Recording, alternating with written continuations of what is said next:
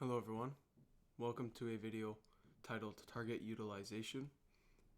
This is a video that will help you guys identify potential areas in the market that you can use as targets, areas in the market that are highly reactive, resistant, that you will see typically some form of reaction in price to these areas on the charts. So you can use these areas that oppose your trade as areas to take partials, areas to scale out, areas to target. So without further ado, let's get into it. So targets to utilize. These are just the list of things that I have made that you can utilize that are areas on the chart that are reactive. External liquidity, internal liquidity, imbalances, equilibrium of dealing range, data liquidity, and consequent encroachment of imbalances. I will show you guys charting examples of each and every one of these points on the chart so you know how to utilize it. Then, with the information I've given you, go in the charts, backtest, find what resonates with you, identify these things in the charts, and see how price reacts to them. So beginning with the internal plus external liquidity.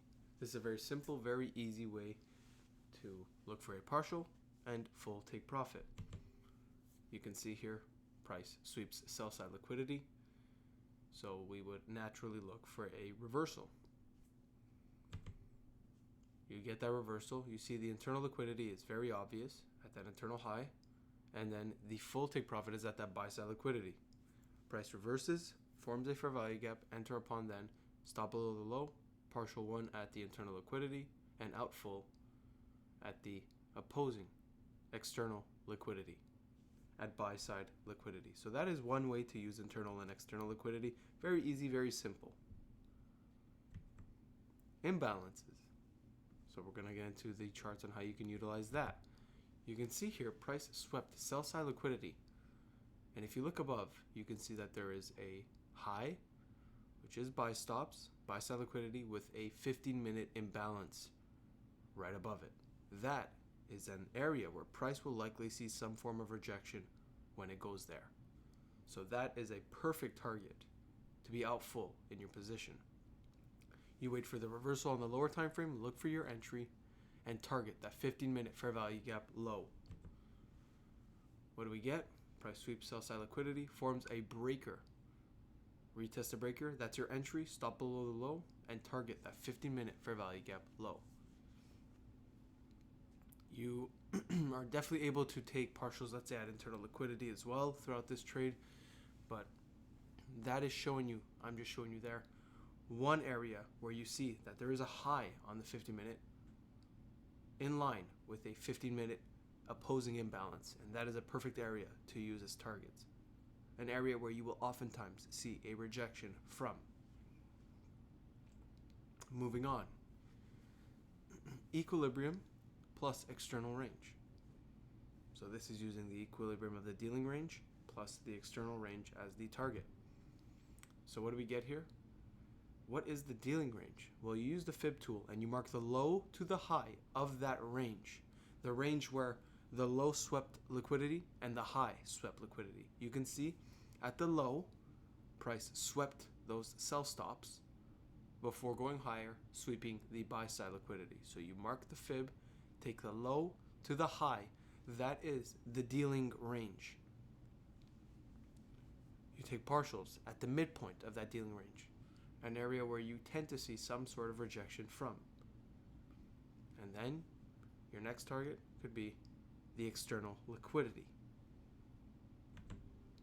So upon sweeping buy side liquidity, we get that breaker formation, bearish breaker, validates the breaker, reversal, displaces back below, entry off the breaker structure, and the breaker block entry is right there. You get the retest, you enter off that, and TP1 is the midpoint of that dealing range. As you can see, when price goes there, it goes relatively quickly to that midpoint. You can scale out there. Price begins to slow down once it reaches that midpoint, as it does many times when it reaches a midpoint of a dealing range, and then carries on to that external liquidity. Very easy, very simple. Showed you how to identify the dealing range. Low sweep sell side liquidity, high sweeps buy side liquidity. You take the fib, low to high of those points, you get your dealing range. And then you adjust. And that's where you take partials, and that's where you scale out full. So very, very clean move here, showing you how you can utilize that as well. Next, the consequent encroachment plus data liquidity. Oftentimes you'll see during CPI, PPI, you'll get one big candle at 8:30 a.m. if that's when CPI or PPI drops. You see one big candle on the 15-minute. You go to that 15-minute, you see that that's a huge imbalance once the AM session comes around. Well, you can take note of that imbalance because there's areas where you can take profit throughout that imbalance, like the consequent encroachment of that imbalance. And then you can target the opposing side of the liquidity. What does this mean? Well, during these high impact news days, when the data drops, you get the data liquidity model in the form of when that CPI drops at 8:30, you'll see that a high and low from that candle forms. There's lots of orders resting below and above the high and low. So you wait for one side to get swept, you wait for a reversal, and you target the other side. That's where your full take profit would be. But you can take partials at the consequent encroachment of that imbalance. So let me show you what it looks like. As you can see, CPI drops, right? You have the data high marked, the data low marked. After time passes, price takes the data low. As you can see, price sweeps the data low. That is your cue to look for a potential reversal to target that data high. As you can see in CPI, that huge down close candle forms an imbalance. Now, oftentimes an imbalance of that size, price will typically dig into it. Typically, it wouldn't use it as an imbalance that you will see a rejection off just retesting it immediately. Price tends to dig into these higher time frame, larger imbalances. So when you get that reversal off the data low, you can target as one form to take partials at the consequent encroachment of that data news imbalance. That is the midpoint of that fair value gap, that imbalance from CPI. So when you get that reversal, you get that entry, that is where you can take partials, and then you could be up full at the data high, at the opposing end of that CPI candle. So as you can see, this trade specifically was a long one. But price took the data low, reversed, you got the entry off that fair value gap. It broke structure, it displaced back above, all requirements were met. And as you can see, look where TP1 is. The consequent encroachment of that data news imbalance that I showed you on the previous slide. Well, look what happens when price taps into that level. Price immediately rejected, forming a significant leg down, a noticeable leg down. That's not a coincidence. That's a highly reactive, highly resistant level on the charts. So that is where you can take partials at. It literally hits that consequent encroachment of the data news imbalance to the tick before rejecting. Very easy, very simple way to identify in the market, highly reactive level where you can take partials. And this applies to higher time frame imbalances all over the charts. If you go study the consequent encroachment, it's a very telling level. Does price cross over? It tells you, are we still bearish? Are we still bullish? Is that consequent encroachment reacting? Is it being respected? So on and so forth. You can use that as a midpoint also to identify how price is reacting. Is price digging into the other half of that imbalance, or is it remaining within? So price taps into that consequent encroachment as I just mentioned.